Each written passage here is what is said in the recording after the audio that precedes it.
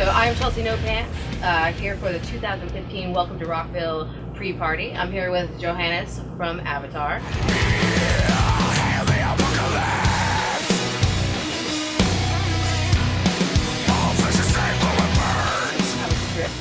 was good. It was good. I was asleep for most of it, so I always prefer that. yeah. How do you feel, I want to say, the U.S. touring versus European touring? It's in Europe is that you cannot really throw a rock without, crossing borders into a new type of money and a new culture, new language and stuff, and that's cool. But here it's cool for opposite reasons. It's very convenient. We like Walmart, for instance, You are a mass retailer? Yeah, because because it's open all night and all that. You can shop on a death metal band schedule. Is there anything in Sweden that is run 24 hours? Or? Yeah. Of course there are stuff like that, but it's not to that extent as here, because there's rarely a need to buy a 60-inch television at 3 in the morning, unless you're on meth. So there's not real that need for it except for us. But for us, it's there are certain predispositions about metal, and especially I don't know if that is the same out in Sweden, but in the States, everyone has this thing about Scandinavian metal being the best metal, and in particular, Norway.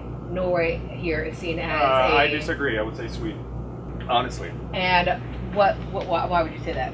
Because Norway is the leading country was the leading country when it came to the second wave of black metal, early to mid 90s. Mm-hmm. And still is, and still those bands are amazing. And there's still other stuff around that as well that came there slightly before and slightly after, of course. But in Sweden, Meshuggah, Opeth, Whole Gothenburg scene, At the Gates, In Flames, Avatar. And all the death metal, the Stockholm death metal scene was contemporary with the Florida death metal scene as a huge main influence. Yeah, my God, yeah. So surprising to you as well. So yeah, let's get educated here. So Dismember and Entombed and Unleashed and Grave and and all that happened at the same time. And then you have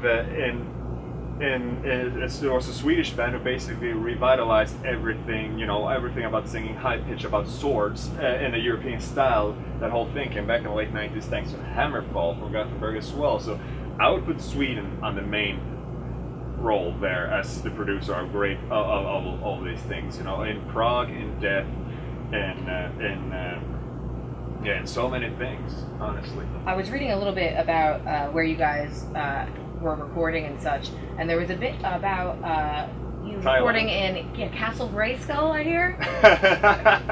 Yeah, we named. We did name it that. Oh yeah. That's our producer's. You are officially re-recording in Castle Grayskull. Yeah, that's our producer's house. Oh, it's your producer's house. Yeah, Castle Grayskull is not real. It's from a cartoon. No, it's also real. Now. Now it's real. Now it's real, and it's in Patong Beach in Thailand.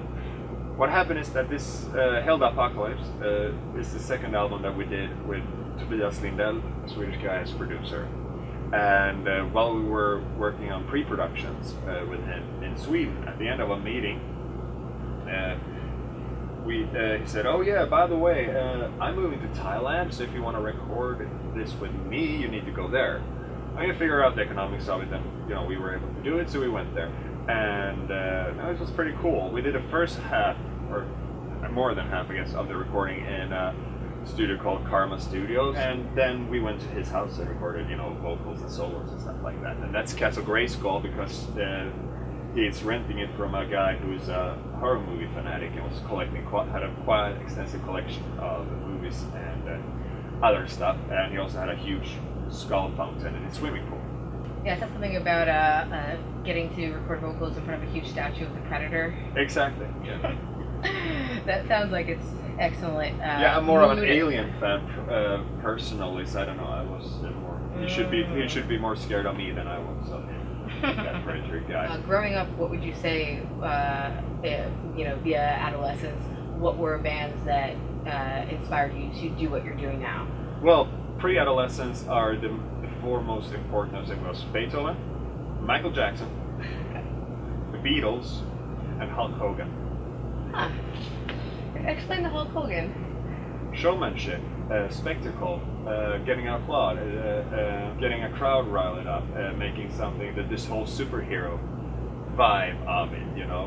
So you'd say from the very, very beginning, you strive to be not only a musician, but a full-fledged entertainer. Well, I was 5 at the time, so I don't know how thought through this was, but it still stays with me, these 4 things, because Michael Jackson and Hulk Hogan are in many ways each other's opposites, but still share that, you know, there's a showmanship Of course. to it. It's the show, you know, it all goes under that.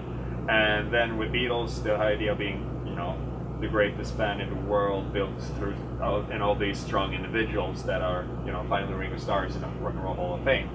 There's something to be said about that, a band of that caliber and being a band and a band of bands.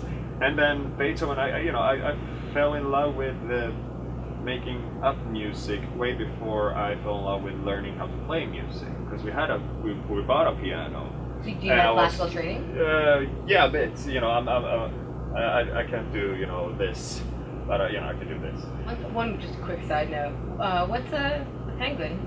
Oh, that's a thing between me and my girlfriend. Actually, she comes with me on the trips and gets to pose in front of different landmarks and so on. Oh, like an Amelie sort of style. Yeah, a little bit like that, absolutely. And then she has grown to have a personality of her own, and probably, you know, we had a merchandise guy, a friend of ours, who was with us on a European tour 1 or 2 years ago, and I showed him pictures and clips and movie clips with this one, you know, around the world. Does he have a name? And it's Paquin, and he's like, okay, this penguin has more fun life than I do, and I guess she has more fun actually than all of us. One really important question to me: the Muppet Show. Familiar with the Muppet Show? How do you feel about the Swedish Chef? And that is funny. Does bork mean anything to you? No, it's something the Swedish Chef means. That is a joke I use over here. Does it mean anything in? No. The thing is, his Swedish sounds very, very little like Swedish. I think, according to most people, if you would hear me actually speak Swedish, then because we grew up with a Swedish chef, or you guys, because I also grew up actually speaking Swedish, but you guys just growing up with that, then maybe your brain tricks you into falling into the trap thinking that is. I would say when we are being fun about the Italian, say boopy the boppy. It's closer to the truth. You know, it's closer to the truth, and that's so I was worried about that stupid because to be I offended love. by things like that. I know. I It's love like- the Swedish Chef so much. I'm actually going to be the Swedish Chef for Halloween this year, and I'm very, very excited about it. But I don't think I could do a good Swedish chef. Any advice for trying to Well, make again, Swedish he doesn't language? sound Swedish at all, so you know, you're probably closer to the proper than I am. The only thing I have down is bork.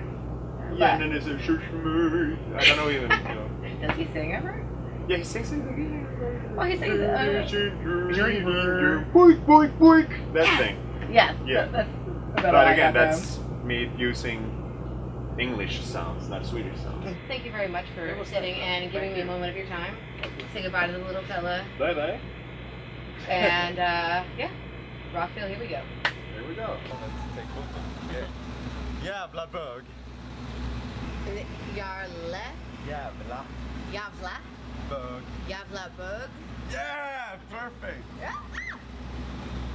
Price faggot Jävla bög. in every language around the Price, world. din jävla bög. Din jävla fitta. Din jävla Din Javla, fitta. Fitta, Din jävla fitta. Din Javla Fitta. Yeah.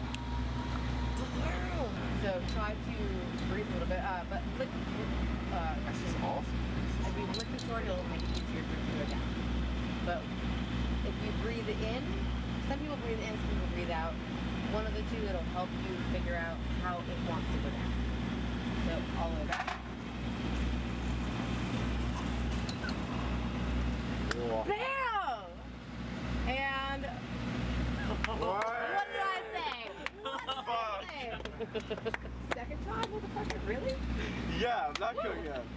Here you go. This is your sound. Thank you. There you go. Feel around for it. And